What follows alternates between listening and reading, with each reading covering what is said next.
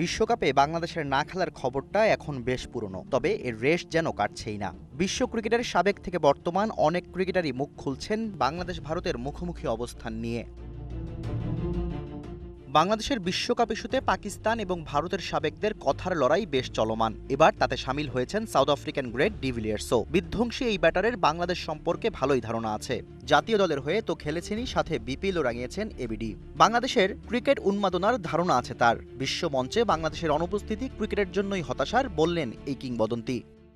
আমি কারো পক্ষ নিতে চাই না। এটা রাজনৈতিক ইস্যু এবং তাদের ব্যক্তিগত বিষয়। আমার কাছে এই বিষয়ে পর্যাপ্ত তথ্যও নেই। তবে এটা বলতে পারি, ব্যাপারটা কখনোই ওই পর্যন্ত যাওয়া উচিত হয়নি, যেখানে একটি দলকে টুর্নামেন্ট থেকে সরে দাঁড়াতে হয়। ক্রিকেটের জন্য এটা হতাশার বিষয়। বাংলাদেশ আইসিসি দ্বন্দ্ব বর্তমানে চরম পর্যায়ে। পরিস্থিতি জটিল হওয়ায় এর সমাধানের পথ আপাতত জানা নেই কারো। ক্রিকেটের সঙ্গে রাজনীতি জড়িয়ে পড়া এবিডির কাছে সবচেয়ে ঘৃণিত।